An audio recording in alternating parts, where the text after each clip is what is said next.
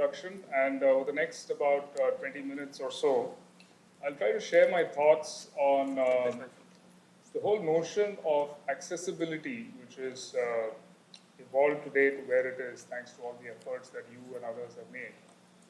How does it matter to a business? TCS today is a well-known brand. We are leaders in our industry in India for sure, and perhaps in the world as well. How do we look at it as TCS, and then how do we look at it from a Tata Group perspective? And then finally, a little bit of overview of how TCS Research and Innovation is playing a role in this journey of bringing this very important business aspect into our radar for creating intellectual property, new products and services, and eventually making an impact to our business and to society at large. So that's the broad intent of the next few minutes. So from a evolution of accessibility technologies, assistive technologies in the radar of corporations, there are 4 different stages, and these are not sequential, but these might be seen as 4 motivations or 4 drivers for corporations to invest in accessibility and assistive technologies. First of all, it could be because it's a social responsibility kind of a mindset, to say it's good to do, so therefore let the corporate social responsibility department of the organization be responsible for it. Let us do it because it is good for society. That's the starting point for many organizations to pay attention to this opportunity. Second is that it could be because there is a regulatory compliance related requirement. That if you're doing business of such and such, in order to stay competitive, you must have compliance to certain regulations, whether it is for access to customers, types of products that you make or sell, or services that you provide, or anything else that you might have in terms of a website or a mobile app and so on. So therefore, to be able to comply, you will then have to invest in these kinds of capabilities and technologies. The third driver is that it actually makes business sense. There is a market segment, or there is a population that is underserved because of the fact that very few products and services are available in this area, or there is it's integral to the way in which the company looks at its strategy going forward. That's the relatively more mature way of embedding accessibility and assistive technologies into the strategy of the organization. And I'll give some examples of where that is happening. An emerging area is to link this opportunity to the larger landscape of sustainability related investments that many of us are making, not just in the area of climate. Climate change is one of the more important sustainability initiatives, but the United Nations has published a much wider agenda, and we'll see how that plays in the context of assistive and accessible technologies. So these are, in my view, 4 areas that every company considers. Many of them might run concurrently in the strategy of a company. Some of them might be only doing 1 or 2, but let's see how this has evolved with different examples. First of all, business view of why the assistive and accessible technology story is becoming more and more attractive to different organizations, companies across the world. There are lots of trillions on this slide. And that is actually true. If you look at the world economy as roughly 100 trillion or so in size, it puts these in perspective. There is approximately 13% of that world GDP of 100 trillion annually, which is impacted significantly if you have products and services in this space. Now, a 13% potential consumable market space is not trivial. 13 trillion is no longer a small number. And if you see many of the other numbers here, that in a conventional way, we might argue that 29% of the world's population has some form of visible limitations. Many of us in the room are at an age where if we take out our spectacles, the best user interface on a digital app is completely useless because you can't see what's there on a small screen. And that is the second category, which is a hidden limitation.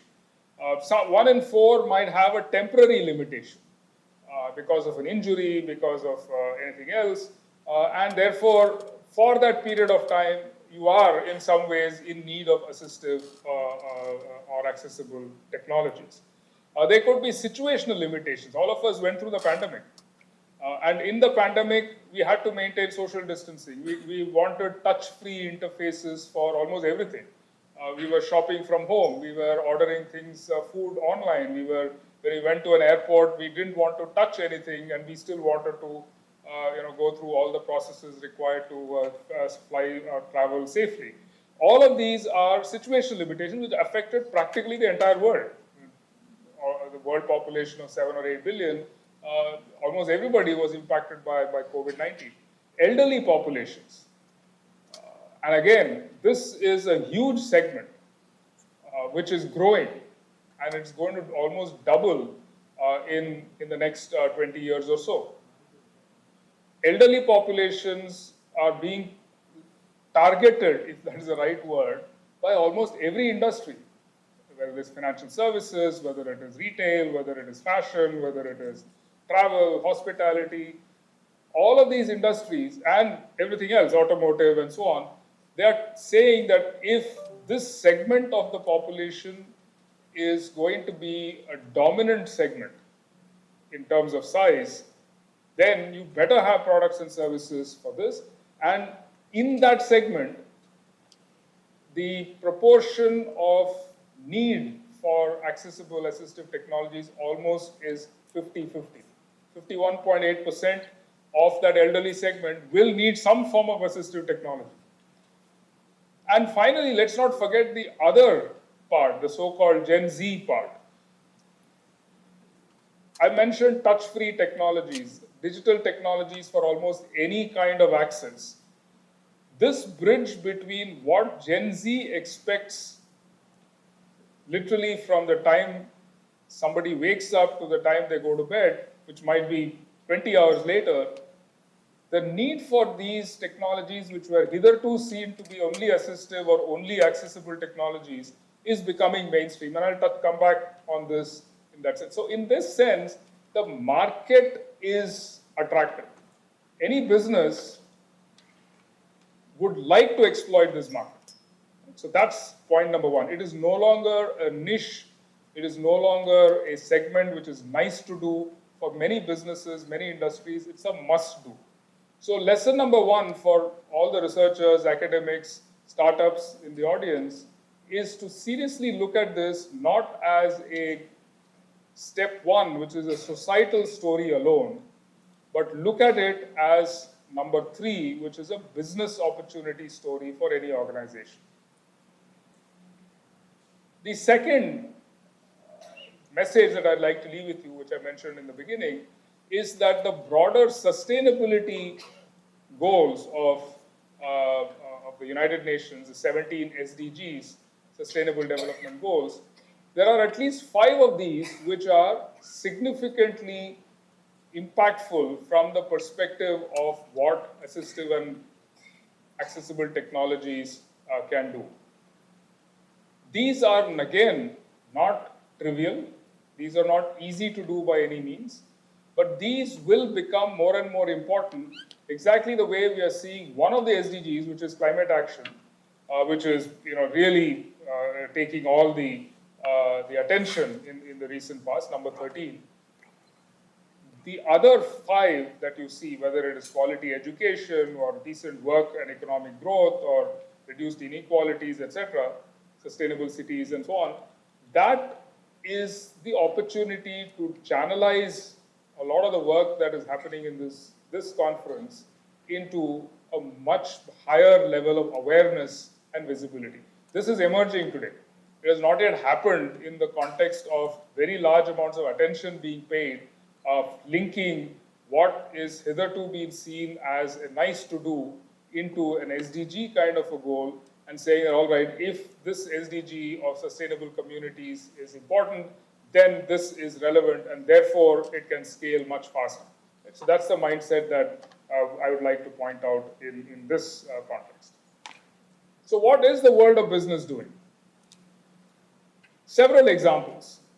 If you look at accessible communication, which is, in this context of this slide, it is communication through digital channels. I've just picked 2 or 3 areas. So, for example, entertainment.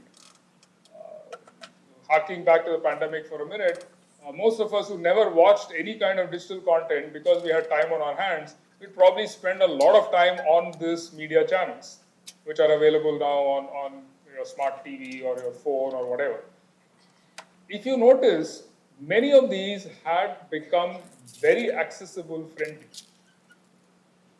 There's a lot of things like audio tagging. There is a lot of things like search, which is both video as well as audio. And this is not done because it's good to do. It's because there's a market out there, somebody's paying a subscription, and if you make this available, then that subscription becomes your money to make from a commercial perspective. So this is an example of a sector, namely the online entertainment sector, which saw that there is a potential market if you subtitle, if you have audio descriptions, if you have dubbing in different languages, and you make it accessible, you can make a lot of money. Right? So that's an example of a competitive advantage being derived by a couple of players initially, but now every player has to do this. And the whole market, therefore, goes up significantly in this case, and therefore these technologies become mainstream. And remember what I said earlier, once it has become mainstream for this purpose, suddenly the remaining 87% also say, hey, you know what, there is audio description available.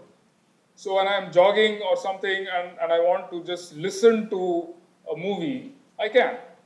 Right? So suddenly now you've got an assistive technology which has become mainstream and is now going in a much broader way in expanding the market for entertainment.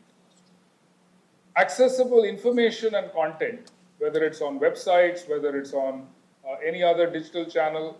Again, the proliferation of digital channels is enormous, whether it is for on a phone, for a banking or a government transaction or a retail transaction or ordering, whatever. This kind of capability is now mainstream in many companies, whether it's banks in the UK or Australia and so on. These are leading in the way in which they are making their products and services far more accessible as a matter of strategy. In fact, if you look at it from a workplace perspective, or in the case of a hospitality sector from the way in which they welcome their guests, it becomes a very deliberate strategy to say that I will have a more accessible workplace. Not because I like to do it, but it is because I can get access to a talent pool that would otherwise not come and work for me. And I've actually been to those 2 offices, Westpac and Commonwealth Bank in Australia. They're brand new offices. They were all constructed just before the pandemic, maybe a year or 2 before that. Phenomenal attention to detail. Lot to learn in terms of what an accessible workplace at scale should be. And it is a nice modern workplace, no doubt, but the attention to detail of how a differently abled person can use that workplace and be a productive member of that community is worth emulating and learning. So workplace itself. And when you design workplaces like this, the construction industry now learns how to do this. If they've done it once, they can do it 10 times over. They say, hey, you know what, this is a template that works, here is an example, and then you can be much more productive in every sense of the word. the financial sector or the hospitality sector, all of these have done phenomenal work in accessible information, content, and experience. And in terms of products and technologies, the digital players, I mentioned a few names, and both Google and Microsoft are sponsors of this conference, like TCS. The amount of work that these digital companies have done in not just creating products and services, but also making sure that these are widely used, initially by the target segment, whether it is visually impaired or hearing impaired or any other kind of impairment, but from that point onwards, making it available in general to the larger population. And it's also in some ways a cultural thing. If you come across somebody from Microsoft, you'll find that in the last 3 or 4 years, especially just before pandemic and into the pandemic, all their visiting cards now are Braille friendly. It's a very strong cultural statement by Microsoft. And it shows from top down, from Satya Nadella downwards, how important it is to give that cultural message to say this is important. So product services and so on is also, so as an example, all of these is about the way in which this is becoming mainstream, not because it's good to do, but that item number 3 that I said, which is it's central to the strategy of the organization. Coming closer home, I am a Tata person from the time I left IIT Delhi 35 years ago. The Tata Group, I'm proud to say, has this 1, 2, 3, 4, the 4 things that I said, the social commitment, the ability for us to say that, all right, this is required for compliance, it's required for our products and services, and it is required for broader sustainable development goals. We have made a start in all of it. The intent has always been there, because the Tata culture is always about respecting every individual for the abilities that they have, learning and sharing with everybody, having that ability to say that we will change ourselves and we will change externally. So it starts with the values. It starts with the behavior of the organization. And that is a very good starting point for the Tata Group, as all of us know. The formal commitments, whether it is an equal opportunity policy or whether it's employment, whether it is the workplaces and so on, they have progressed tremendously over the last several decades. Lots more to be done. Every time we go and see something which is not working, we have to make sure that, yes, at least that one problem should be solved, but again, can we make progress in other directions? So the intent, the culture, the values are the starting point. From then onwards, it is everything else, the products, the services, the employment, the skills, the capabilities to deliver that. Even things like sports and marathons. Right? TCS sponsors marathons all over the world. Every marathon is now by policy accessible friendly. And it's good to see. And the human spirit being what it is, it's hard enough to run a marathon. If I have to go 26 miles, I normally would take public transport. It's great to see people on wheelchairs and so on actually participating in the full marathon and making an enormous effort to get down there. So it is something which I think is central. So if you go to a Tata retail store or you are looking at our manufacturing plants, you're looking at the way in which employment and skills are being done, you will see evidence of this in many different contexts from a group perspective. From a TCS perspective, we have now actually published our accessibility, formally published our accessibility policy. And my good friend Charu has played a phenomenal role in getting us to this point. The ability for us is based on our belief systems. TCS is big on belief. Our brand statement itself is building on belief. Our purpose statement is to build greater futures with innovation and collective knowledge. Purpose statements are supposedly what excites us when we get up in the morning. Why do you come to work? Because you have a good purpose statement. So we say that we come to work because we want to build greater futures for our stakeholders, for our customers, for ourselves, for society at large. And how will we build greater futures? We build it with innovation and with collective knowledge. We work together with the community, with academia, with startups and so on, and we will of course, work well together within ourselves and our partners and build that greater future. So this belief and purpose framework now includes an accessibility intent, which is inclusion without exception, which we are basically saying that everything that TCS does, whether it is inside, whether it is products, whether it's services, whether it's for compliance, whether it's for sustainability, we will look at this angle and say that, is it inclusive? Is it something that we are doing because A, it is good to do, B, it is in line with our beliefs, C, it is keeping us on the right side of the regulatory compliances, and it is helping us build better products and services to address the larger market opportunity and, of course, drive sustainability. So we are taking a very holistic view, as I had illustrated, and the journey has already started. And this journey is supported by my part of TCS, which is TCS Research and Innovation. And this is not a small commitment. TCS Research and Innovation today is about 6,000 of us in the larger community of nearly more than 600,000 TCSers.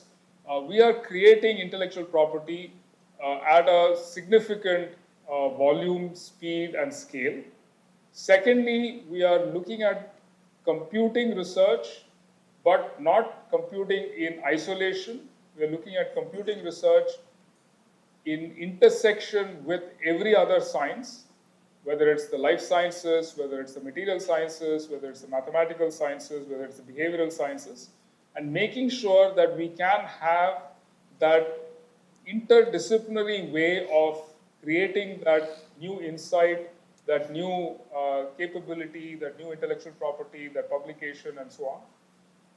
Partner with the best in the world, with academia, with startups, with our alliance partners, with our customers, with venture capital, and bring that systematically into an innovation agenda. It's great to have ideas. As our group chairman says, ideas are okay, they're necessary. Aspiration to turn them into outcomes is where the rubber hits the road.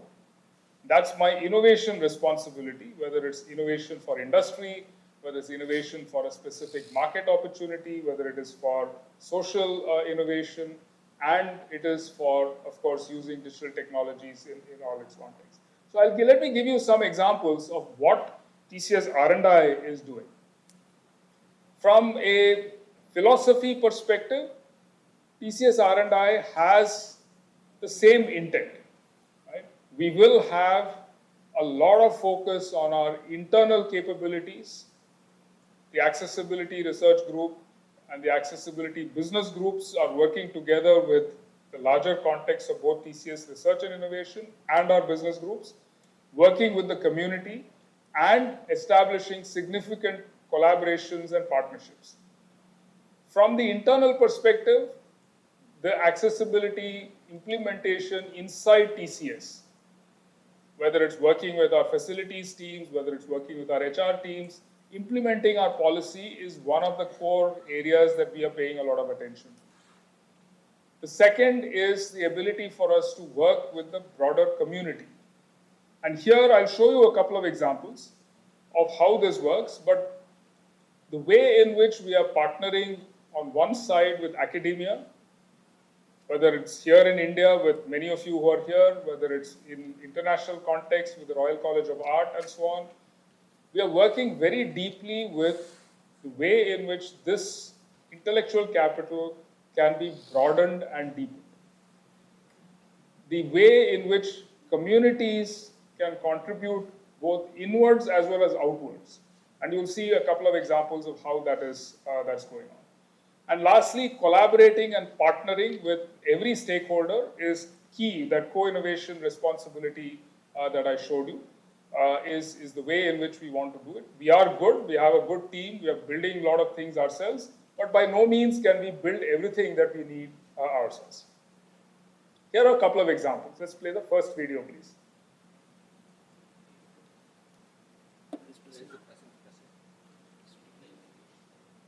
If I do a next, it'll play.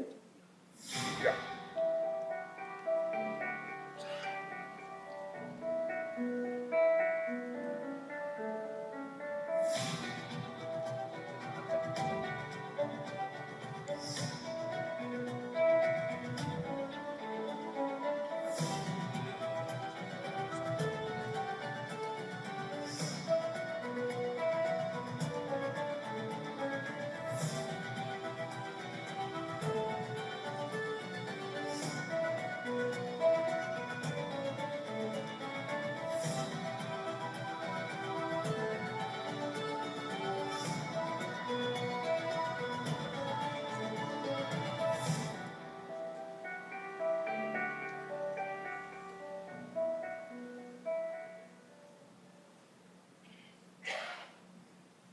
I'm involved with Sugamya Pustakalaya both as a service provider and also as a user. And as a user, I can just describe it in one sentence that the Sugamya Pustakalaya has brought the reading back into my life. I just would like to say that our reach has increased almost 4 times when after getting this Sugamya Pustakalaya. I also would like to say that there are so many students, they were coming to Mitra Jyoti or we have to send them by post the CDs. They were finding it so easy, they can download themselves all the books on their own.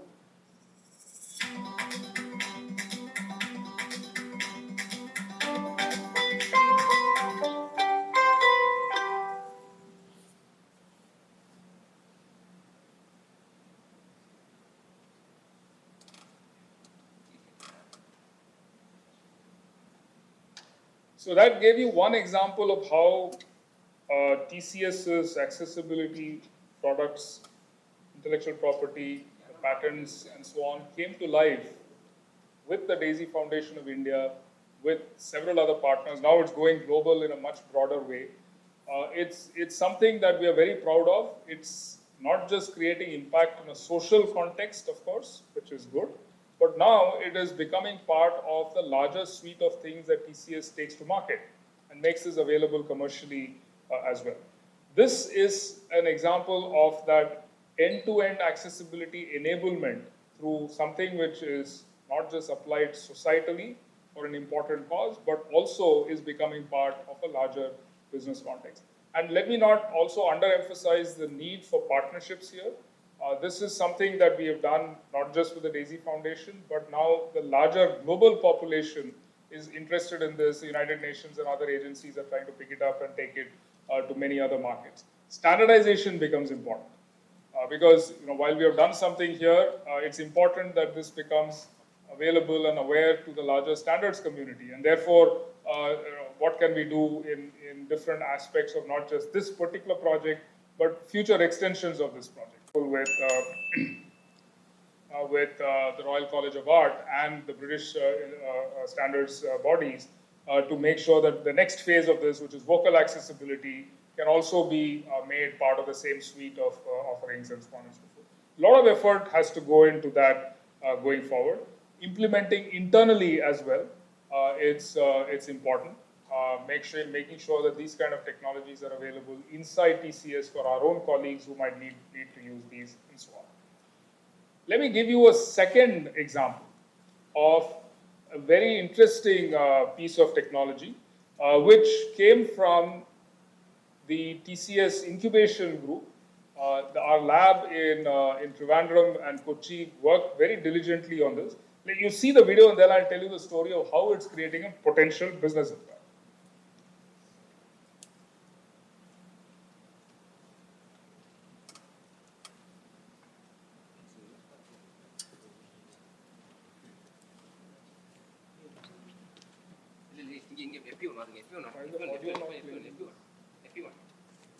Audio FP1.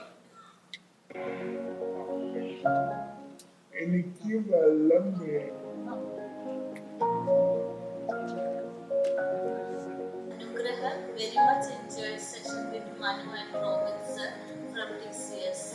Happy to hear his own voice and also to hear clearly whatever he communicates.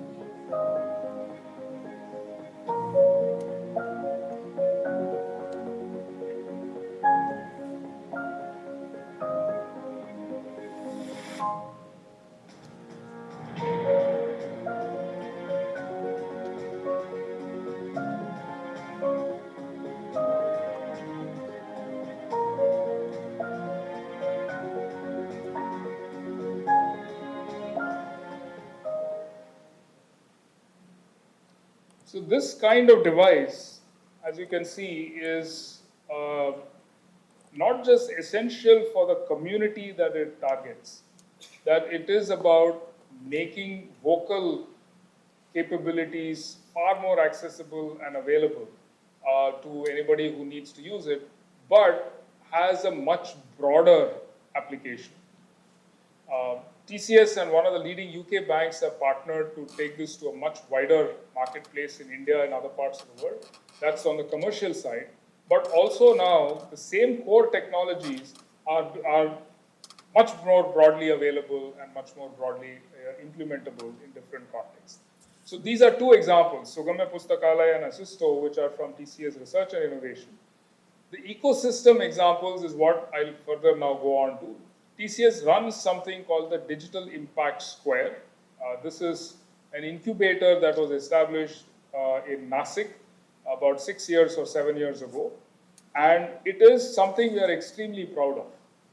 It is a collaboration between initially TCS and MIT Media Lab, where to establish the principles. And the last 5 years, when TCS has been running it with the Nasik ecosystem, or the district of Nasik, the city and town of Nasik, a lot of NGOs, a lot of local entrepreneurs and industries, we are picking up real life problems from that Nasik area, making these available and known to cohorts of 50 students every year who get in with an intent to do a social entrepreneurship venture.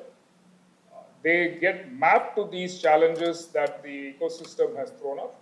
And from then onwards, they actually go through a very detailed spot, probe, grow kind of a methodology, spot the opportunity to build something and then to grow it into a real startup.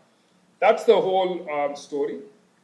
As you can see, at least 4 of the startups which have graduated over the last several years have created this capability set in what could be broadly called assistive and accessible technologies.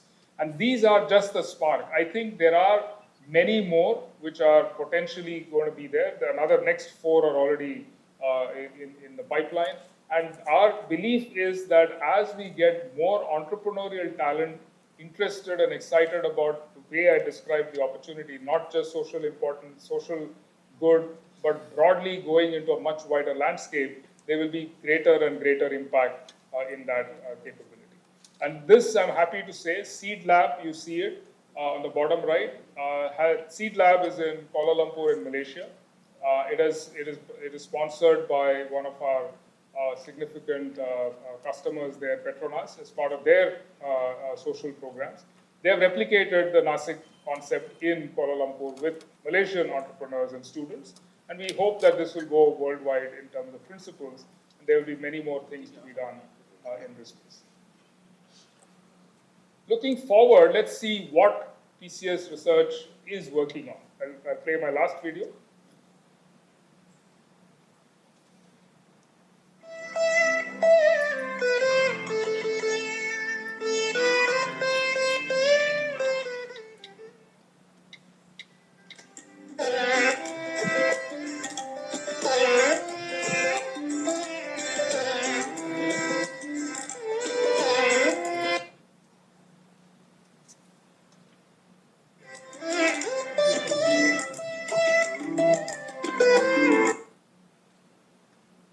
As you can see, something like air gestures, while it is perhaps coming out of groups which are interested in solving accessibility challenges, has very wide implications in the way in which, remember I said Gen Z interfaces? Gen Z could love this. Who knows? We have to try it out. But this is the kind of capability that will start somewhere and potentially address a much, much, much bigger opportunity. So to summarize, I think an inclusive world where technology is for everyone, inclusion by design, not by retrofitting, connected to sustainability, and metaverse is something that I hope we'll talk about a lot more in next year's Empower conference. Thank you again for the opportunity and wish the conference. Thanks for that wonderful lecture. Can we have one question? Maybe at least anybody. Raise the mic. Raise the mic. They won't know otherwise.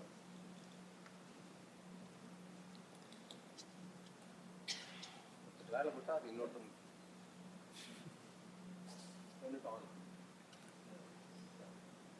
Turn it on. Yes. apart. Who are you guys deputing for? Hello, this is Nikram. So last video, I kind of relate to my work and the users that I look at, the quadriplegics, those who have hand function limitations. So that kind of technology can work in terms of the rehabilitating and therapeutic activities as well as the understanding the hand functions of the quadriplegics. So can you a little bit talk about more what is this all about and how it works? So it's a great thought. You know, we are still at the stage where we have got the basic technology in some form. I would say at TRL 1 or 2, and we're trying to see where it will apply. Quadriplegia potentially yes. I mentioned the other end of the spectrum, which is just to make it a general purpose interface itself. It is not something which is extremely application specific right now. What we have is what you pretty much saw on the video.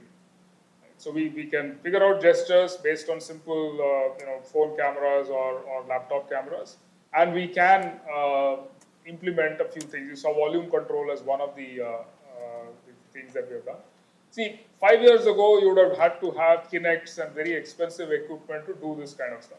Now, to be able to do it with commodity cameras is what is currently state of the art. We are not the only ones doing it. There is actually now, I saw a commercial advertisement. I think one of the new HP laptops has gesture technology built into it. So you can move pages by just waving your hand at it. So this kind of technology is becoming mainstream from the developer perspective. How it applies to quadriplegia and all that is worth looking at very specifically. I'd be happy to. Charu is here. His group only is building this. We can have an offline call.